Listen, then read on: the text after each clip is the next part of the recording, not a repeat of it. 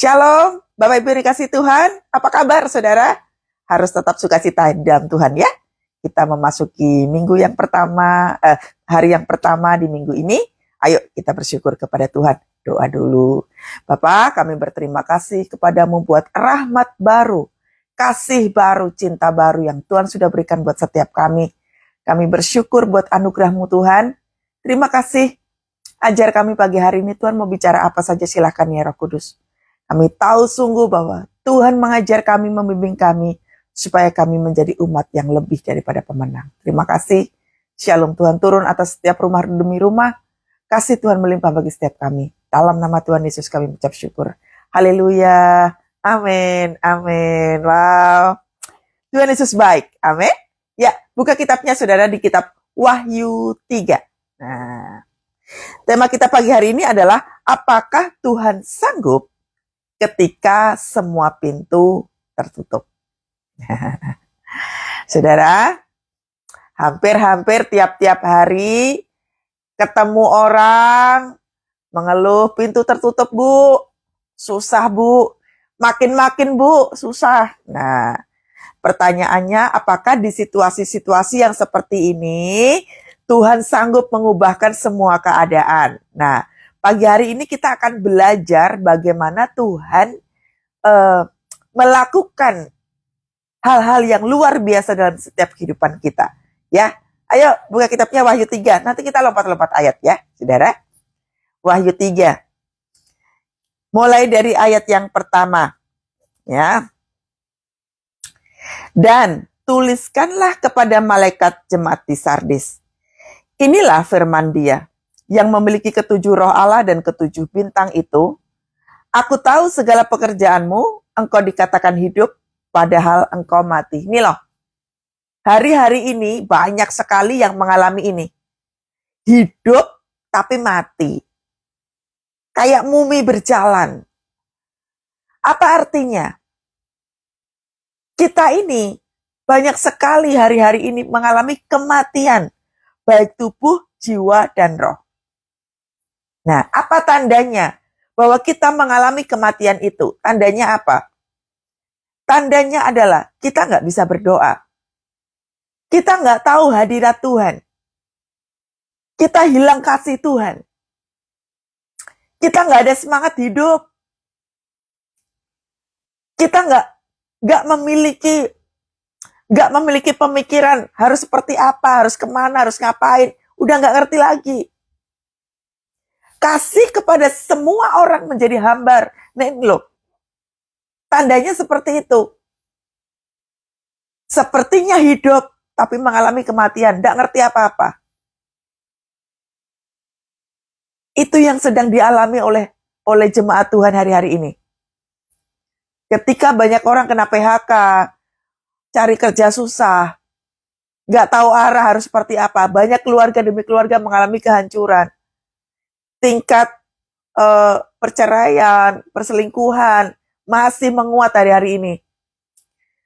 Dan pagi hari ini Tuhan katakan, aku tahu segala pekerjaanmu. Engkau dikatakan hidup tapi sesungguhnya engkau mati. Gak ada gairah, gak ada semangat. Bahkan banyak orang mengalami gak punya pengharapan, gak tahu harus seperti apa. Nah itu maksudnya. Lalu Tuhan katakan apa di ayat yang kedua?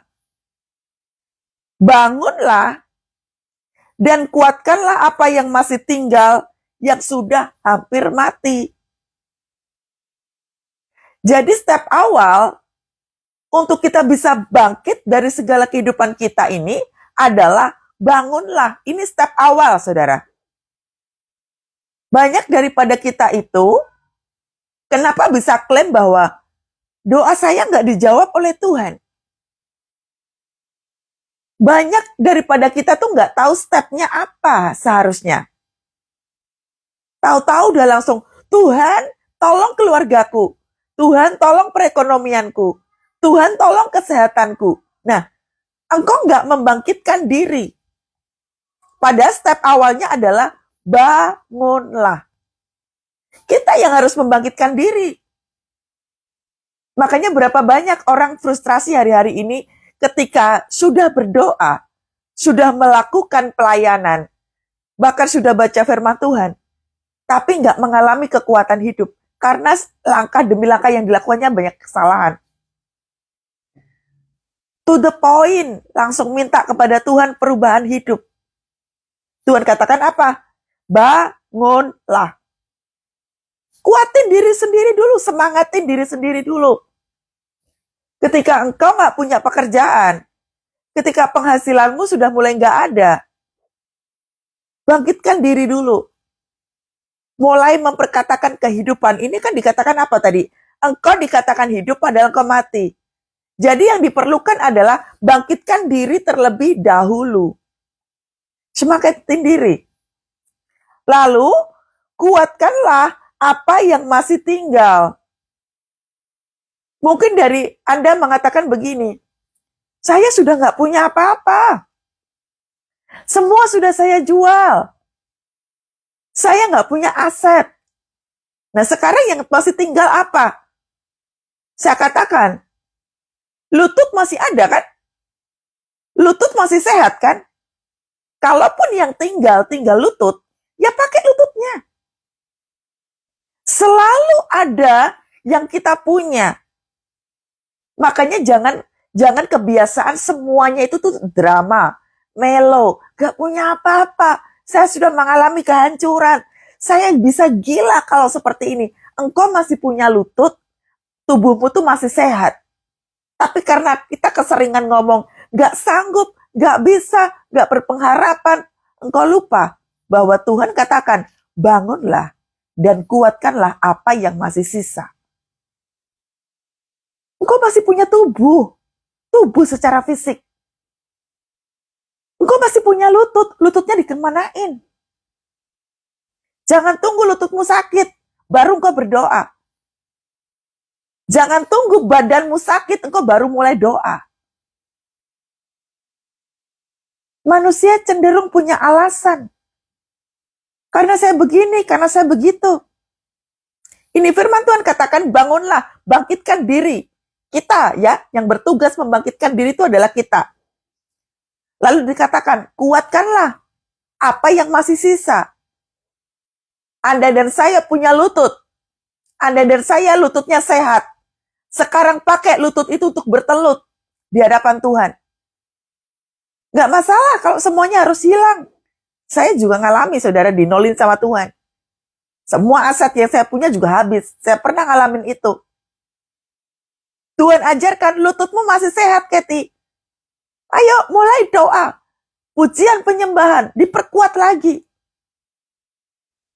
Stepnya mesti benar dulu. Banyak daripada kita itu maunya cepat. Maunya cepat mengalami pemulihan. Saya sudah nggak kuat, Bu. Dada saya sudah sesak, Bu. Saya sudah nggak kuat lagi. Lututmu masih ada. Lututmu masih sehat. Harus lebih kuat lagi.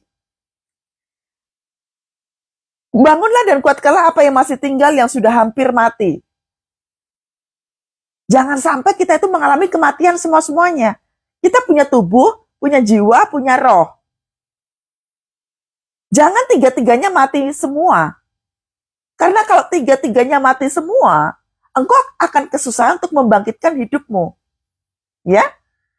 Bangunlah dan kuatkanlah apa yang masih tinggal, yang sudah hampir mati, sebab tidak ada satupun dari pekerjaanmu aku dapati sempurna di hadapan Allahku. Artinya apa? Selama ini kita terlalu sibuk sama urusan perut. Sibuk kerja, sibuk cari duit. Hari Minggu masih kerja. Tiap hari masih kerja. Tuhannya nggak pernah disapa. Tadi malam saya naik Grab car, saudara, habis pelayanan di PIK. Kebetulan drivernya seorang perempuan, dia Kristen. Dia bilang begini sama saya,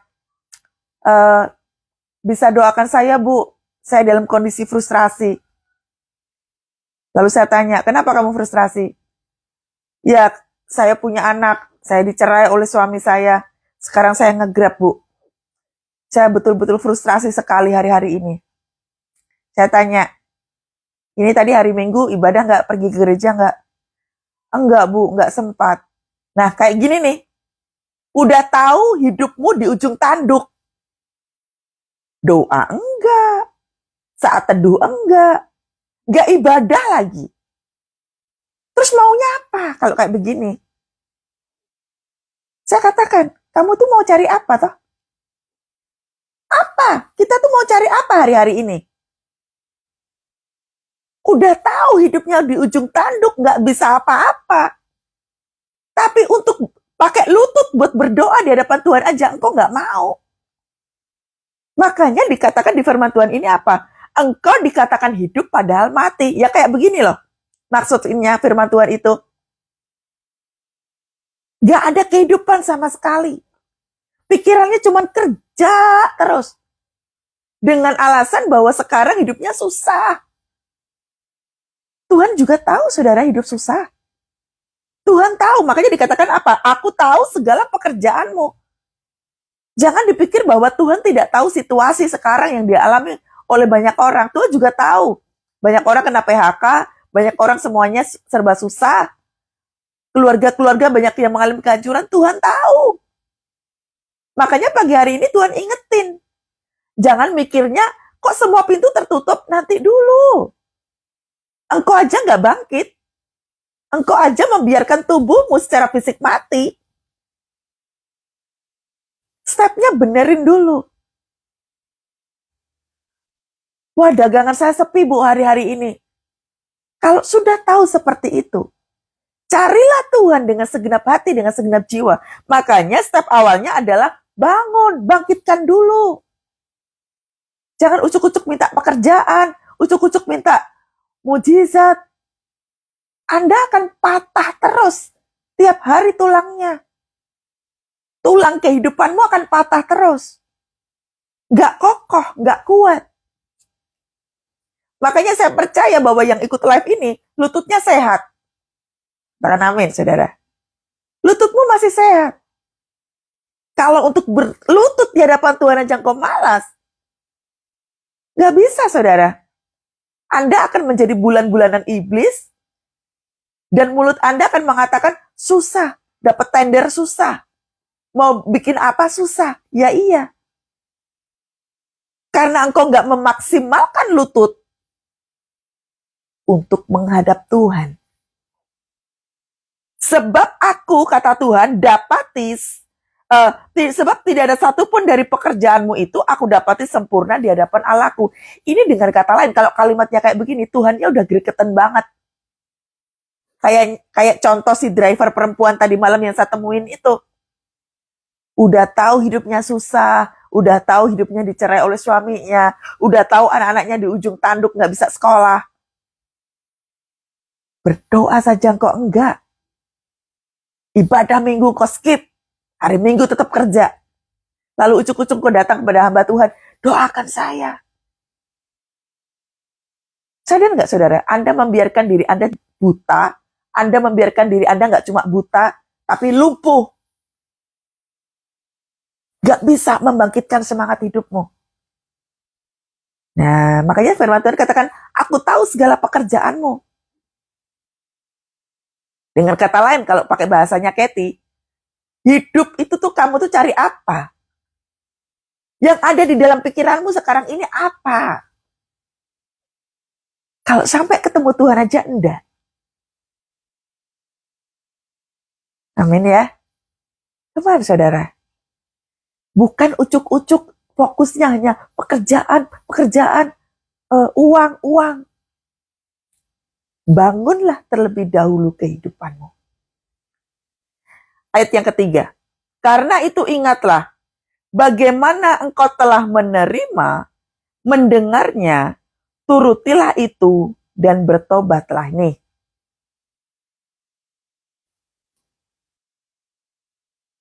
Kalau yang pertama tadi adalah membangkitkan diri kita sendiri. Bangkitkan. Bukan Anda keluar masuk cari hamba Tuhan. Doakan saya. Saudara, Tuhan tidak akan pernah membuka pintu. Kalau tipe kita tuh tipe-tipe orang yang doakan saya.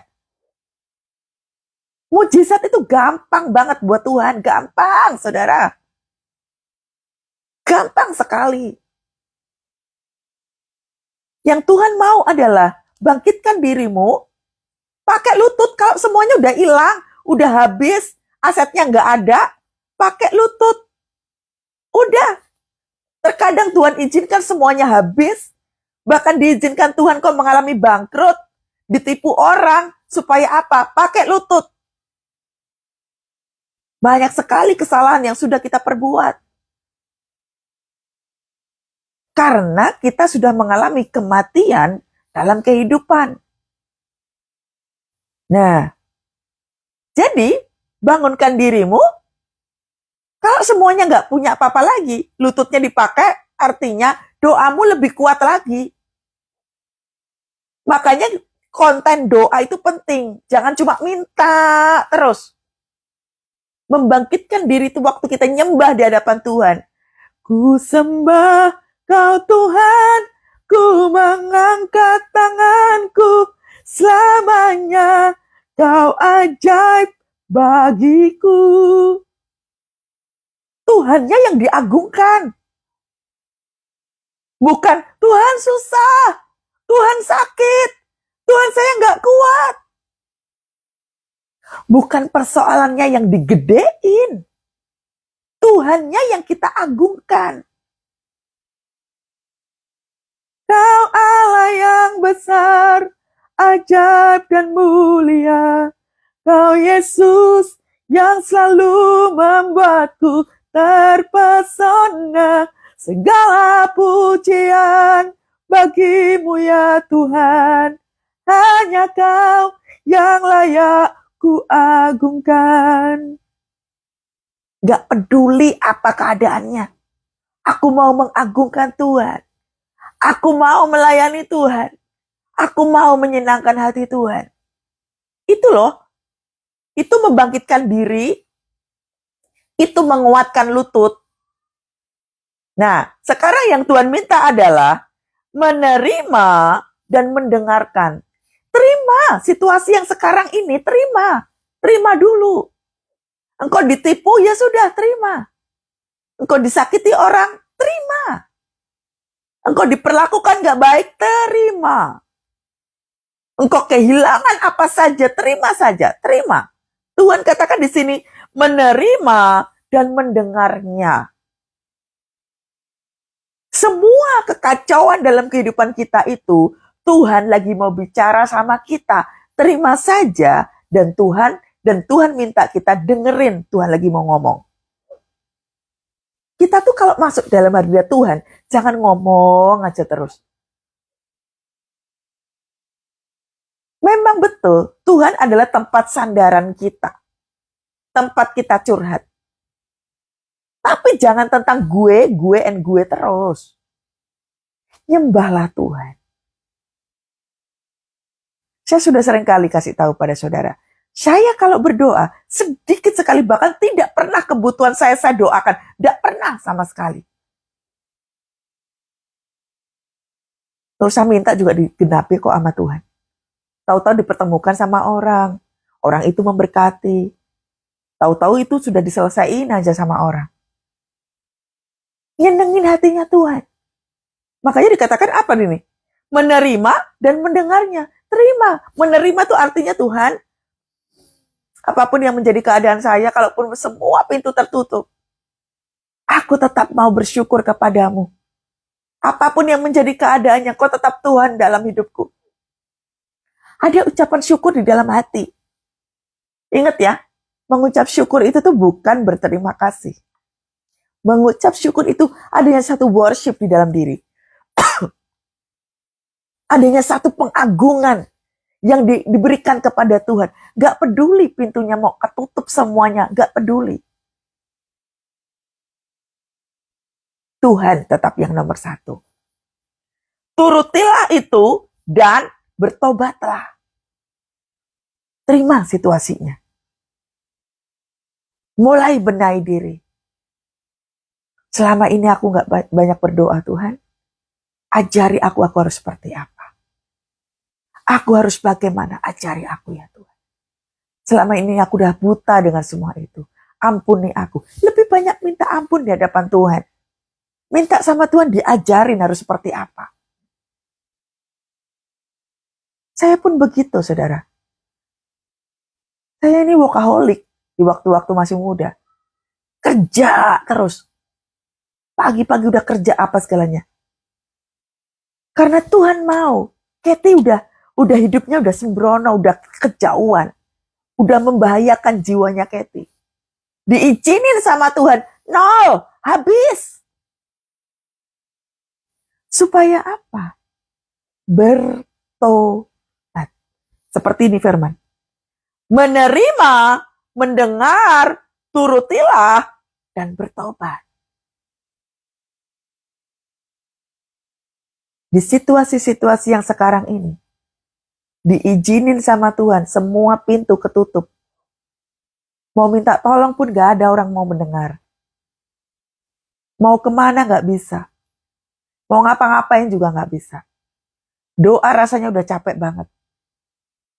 Tuhan udah kasih ingat pagi hari ini. Bangun. Itu lutut masih sehat. Banyak muji nyembah Tuhan. Terima situasi yang sekarang ada. Belajar untuk mendengar suara Tuhan. Turuti apa yang menjadi keinginan Tuhan. Supaya kita bisa menuju pada pertobatan. Amin. Jadi ayat yang kedua dan ketiga. Day by day lakukan itu. Kalau kita setia untuk melakukan yang ini, tiap hari lakukan. Gagal, gak masalah. Terkadang habis doa melo lagi, habis doa hilang damai sejahtera lagi. Gak apa-apa, tapi yang penting kok konsisten lakukan itu terus. Menyembahlah Tuhan dengan segenap hati, dengan segenap jiwa. Anda harus punya sikap dewasa waktu saat teduh. Punya sikap dewasa. Orang dewasa itu tuh gak mikirin tentang perutnya sendiri. Tapi mengagungkan Tuhan. Memuliakan Tuhan. Pikirannya tuh gak cuma utang, sakit penyakit, pikiran masalah pribadi terus. Menjadi jemaat yang dewasa. Ayo, waktunya bertobat. Banyak diubahkan. Yang tukang rasanin orang, julitin orang mulai berhenti. Yang masih ngerokok, ambok ya berhenti, udah tahu hidupnya susah, ngerokok terus. Kalau udah tahu hidupnya susah, main gamesnya ya dikurangin. Pelan-pelan. Menjadi manusia produktif di hadapan Tuhan. Saya tadi malam mengajarkan pada seseorang. Saya tadi malam saya melayani seorang jemaat. Saya katakan begini, 2 hal ini lakukan tiap hari. Yang pertama, sukacita di hadapan Tuhan. Itu tugas kita. Dan yang kedua, produktif. Jadi ceritanya jemaat ini lagi sakit, saudara. Lagi terbaring sakit. Dia harus 6 minggu, harus terbaring di rumah. Dia habis operasi kakinya. 6 minggu dia seorang direktur, saudara. Dia harus berbaring selama 6 minggu. Saya katakan, 6 minggu itu engkau akan dihadapkan pada stres, pada frustrasi, nggak tahu harus seperti apa, tapi Tuhan ingatkan 2 hal ini. Sukacita dan produktif. 2 hal ini. Produktif itu apa tuh? Produktif itu tuh bukan mageran. Aduh, tiduran. Terus kemudian, ngapain ya? Nonton. Terus kemudian, ngapain lagi ya? Main HP. Itu nggak produktif. Produktif itu adalah meskipun engkau dalam keadaan harus dirawat di rumah, harus beristirahat karena kakimu sakit, baca buku, baca firman, muji nyembah Tuhan, ngobrol sama Tuhan, bikin catatan, engkau dapat apa hari ini, ngobrol apa sama Tuhan, itu produktif. Buka YouTube pengajaran, bikin catatan, lalu kemudian memperkatakan doa, melakukan doa syafaat, itu produktif. Jadi bukan menghabiskan 6 minggu itu untuk nonton Netflix, untuk mainan HP, untuk telepon-teleponan orang yang gak penting, itu gak produktif. Di tengah-tengah situasi lumpuh itu, engkau harus membangkitkan semangatmu sendiri. Tuhan itu bukan tipe Allah yang apa yang kau minta langsung kasih. Itu terlalu murah, saudara. Memberi mujizat itu terlalu murah buat Tuhan. Kalau dikit-dikit kita minta, itu murah. Kita itu bukan orang murahan. Amin. Kita bukan anak murahan loh. Upgrade diri. Bangkitkan diri, kuatkan, teguhkan, terima situasi.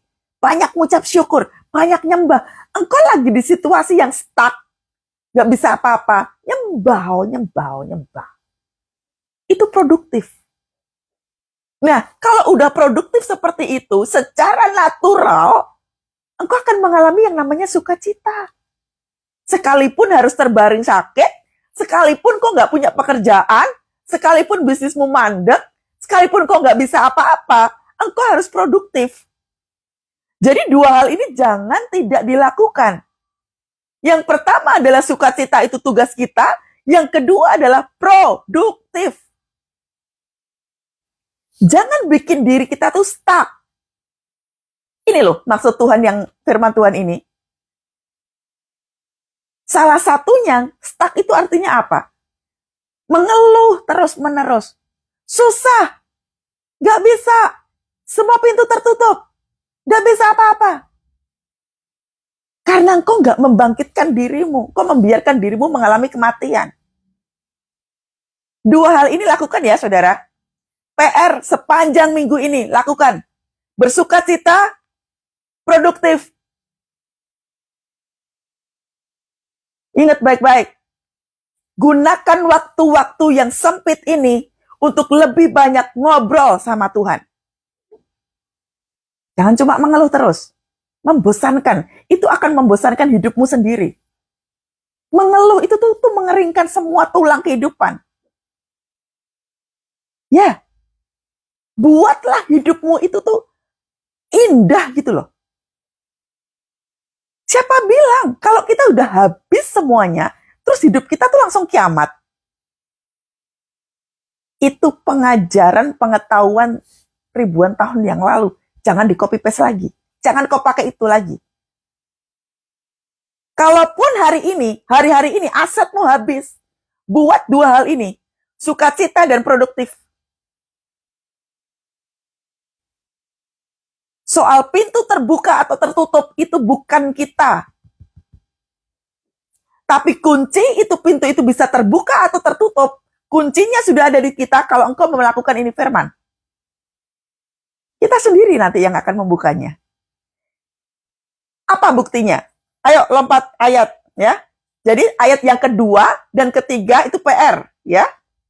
Apa buktinya bahwa kita dikasih kuasa untuk membuka atau membuka pintu? Menutup atau membuka? Lihat. Ayat yang ketujuh.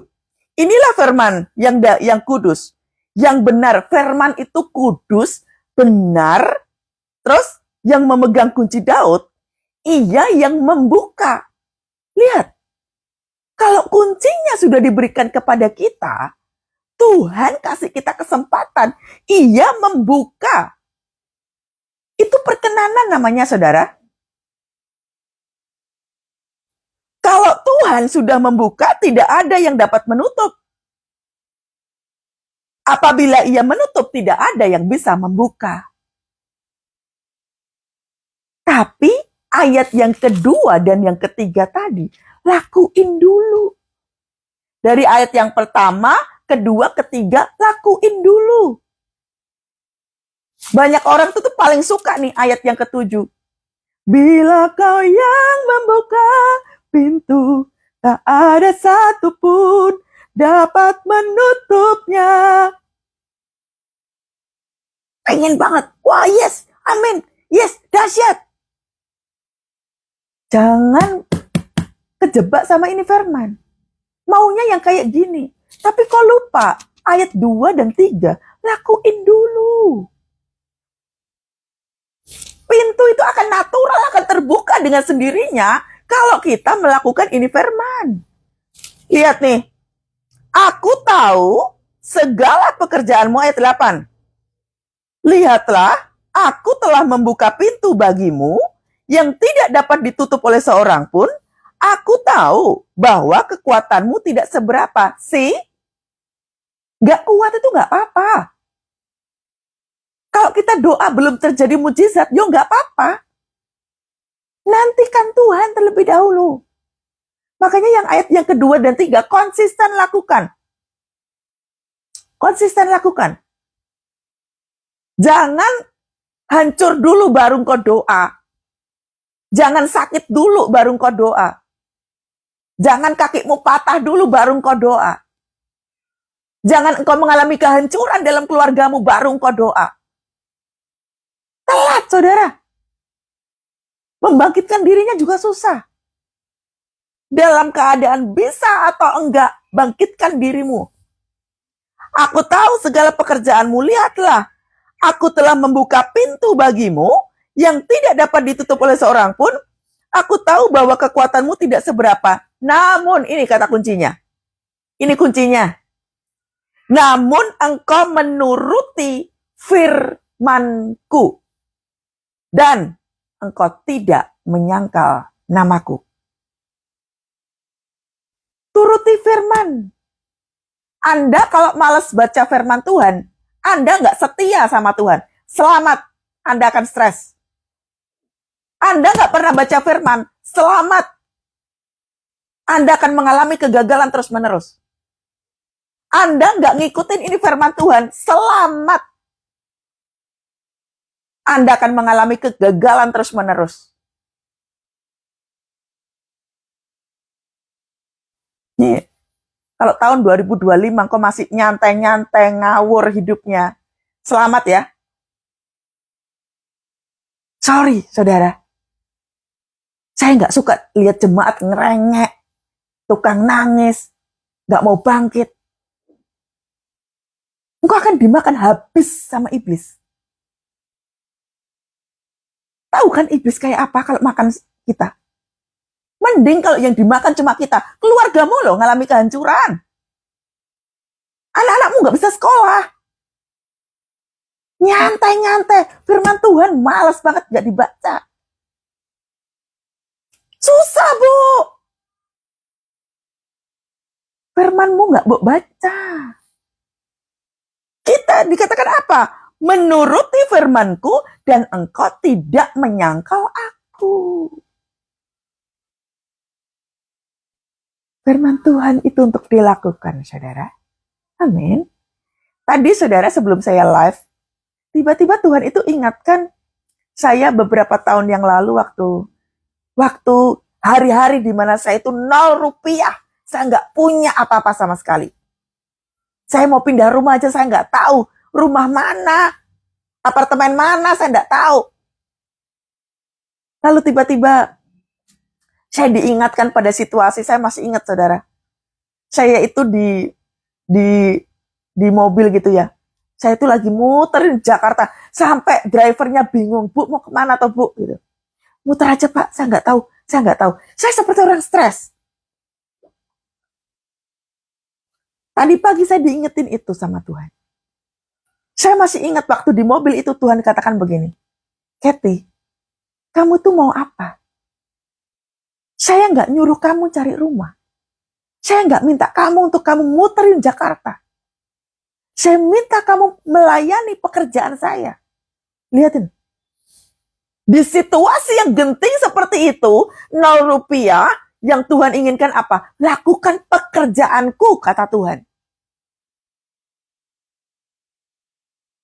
Saya ngikutin apa kata Tuhan. Akhirnya saya pulang.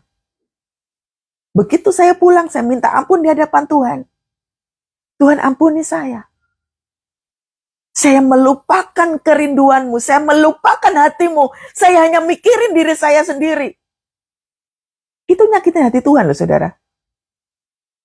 Waktu kita tuh cuma mikirin apa yang kita makan, apa yang kita pakai, apa yang kita minum. Itu nyakitin hati Tuhan. Saya tadi pagi waktu baca ini firman Tuhan, saya nangis, saudara. Betapa seringnya kita tuh nyakitin hati Tuhan. Cuman mikirin diri sendiri. Main-main dengan kekristenan.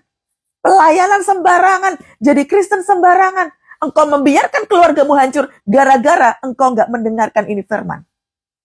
Wah, saya minta ampun di hadapan Tuhan pada waktu itu. Ampuni saya yang bodoh ini ya Tuhan. Ampuni saya yang tuli ini ya Tuhan. Keluarga saya mengalami kehancuran karena saya. Ampuni saya ya Tuhan. Dari sejak itu, saya mulai benahi diri.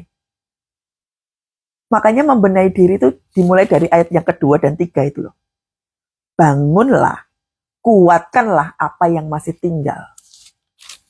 Aset saya juga habis, saudara. Makanya saya pagi hari ini berani mengatakan kepada saudara, kalau kita hanya punya lutut, pakai lutut itu. Sakit yo sakit sekalian, ngelutut terus, bertelur terus itu yo sakit. Ora popo. Asalkan kita menyenangkan hati Tuhan. Makanya menerima, bersyukur, turuti, bertobat. Nih. Itu yang menjadi tugas kita sekarang. Kalau kita melakukan itu nggak mungkin, saudara, kok nggak bisa makan? Nggak mungkin. Utangmu mau segede apa? Nggak mungkin Tuhan nggak bisa ngelunasin, nggak mungkin. Nggak mungkin Tuhan nggak ngasih berkat kalau kita itu menuruti ini firman. Karena Tuhan katakan apa? Namun engkau menuruti firmanku dan engkau tidak menyangkal namaku. Ini. Seringkali pikiran kita tuh cuman cepat selesai, cepat selesai, cepat selesai. Makanya tidak pernah menjadi dewasa sama sekali. Ya. Amin. Ayo sama-sama saudara. Nguatin diri. Bangkitkan diri. Kemarin saya melayani seorang jemaat. Dia bilang begini sama saya. Bu Kety, kenapa nggak Bu Kety aja sih yang doa? Supaya keadaan saya cepat berubah. Saya tertawa. Kalau dikit-dikit engkau nunggu Kety harus berdoa. Dikit-dikit nunggu pendeta yang harus berdoa. Terus engkau apa? Mau berapa sering kita ini minta Tuhan, minta orang lain untuk mendoakan kita? Mau berapa sering? Kita akan menjadi bulan-bulanan iblis. Stres, apa-apa takut, apa-apa khawatir. Semua persoalan takut, apa-apa takut. Bosan, saudara. Takut melulu. Ya. Amin. Ya. Kemana, saudara? Tidak ada persoalan di dalam Tuhan yang bisa diselesaikan. Pegang aja itu. Yang penting lakukan ini. Ayat 2 dan 3 selesai saat teduh live ini. Baca ulang. Lalu kuncinya, Tuhan akan memberikan kita kunci. Kunci Daud itu ketika apa? Engkau menuruti firman dan apa? Tidak menyangkal namaku. Jangan katakan, susah bu. Itu namanya menyangkal Tuhan. Ya. Amin. Ayo praktek saudara. Firman Tuhan harus praktek good, sukacita, dan produktif. Itu penting. Tiap hari lakukan dengan konsisten. Mungkin yang kita lakukan cuma 20%. Tapi 80% itu areanya Tuhan. Engkau nggak usah mikirin tentang mujizat. Nanti dulu. Nanti. Ya, nanti. Lakukan secara konsisten. Selama 20% itu day by day. Sukacita, produktif. Amin. Yuk, kita doa sama-sama. Ku yakin kau hadir di sini. Ku rasakan kuasa yang tak terbatas. Ku yakin kau nyata di sini. Kemenangan terjadi di sini. Saudara, saya mau ngajarin Anda bagaimana mengubah atmosfer. Perhatikan. Pujian penyembahan itu powerful. Ya. Waktu kita nyembah, Tuhan akan mengubah atmosfer rumahmu. Termasuk hatimu. engkau yang takut, yang di rumahmu banyak keributan, engkau yang frustrasi nggak tahu arah, ubah itu pakai pujian penyembahan. Coba hari ini, ayo semua praktek ya. Yang ikut live ini praktek. Ubah atmosfer. Waktu kita nyembah Tuhan, ada hadirat Tuhan yang mengubahkan. Gak cuma kita yang dilawat. Orang-orang yang tinggal sama kita, bahkan tetangga kita pun akan mengalami Tuhan. Ayo, nyembah saudara. Ku yakin kau hadir di sini. Ku rasakan kuasa yang tak terbatas. Ku yakin kau nyata di sini. Kemenangan terjadi di sini. Lagi saudara. Ku yakin kau hadir di sini. Ku rasakan kuasa yang tak terbatas. Ku yakin kau nyata di sini. Kemenangan terjadi di sini. Kesembuhan terjadi di sini. Kelepasan terjadi di sini. Yes, kami percaya kepadamu Tuhan. Waktu kami nyembah Tuhan, hadirat Tuhan turun memerdekakan setiap jiwa demi jiwa demi jiwa. Pagi hari ini kami bersyukur ya Tuhan buat teguran-Mu buat setiap kami. Kami mau membangkitkan hidup kami. Bangunlah hai jiwaku, bangkit. Oh raba sekere bekere alaraba. Oh nama sekere alaraba ya syakara alaraba. Ayo sebutin namanya. Anda punya nama loh, sebutkan namanya. Kathy, bangkit. Kathy, bangun. Ya, Tuhan memberkati Kathy. Tuhan melindungi Kathy. Tuhan menyertai Kathy.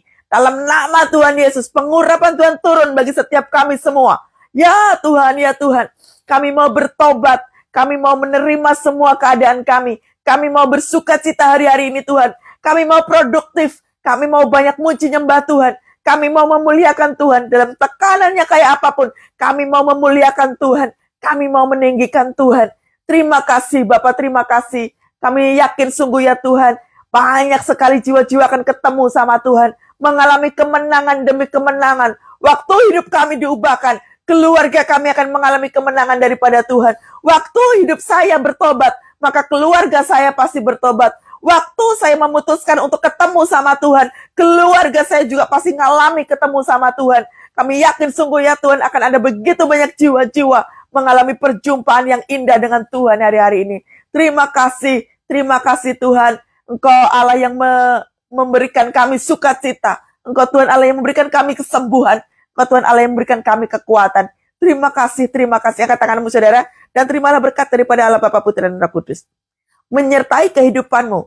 Menyertai kehidupan keluargamu. Bahkan Tuhan mengurapi pekerjaanmu. Bisnis usaha yang kau punya. Kesehatanmu, kekuatanmu. Tuhan berikan kekuatan yang baru. Memberkatinya. Melimpahkan kasih-Nya ke dalam kehidupan engkau. Kasih Tuhan menyertai kita. Mulai pagi hari ini dan sampai selama-lamanya. Semua yang diberkati Tuhan. Mari katakan sama-sama. Amin. Tuhan Yesus dahsyat. Sampai ketemu besok ya. Ayo, bangkitkan semangat, sukacita, produktif. Tuhan Yesus memberkati. Shalom.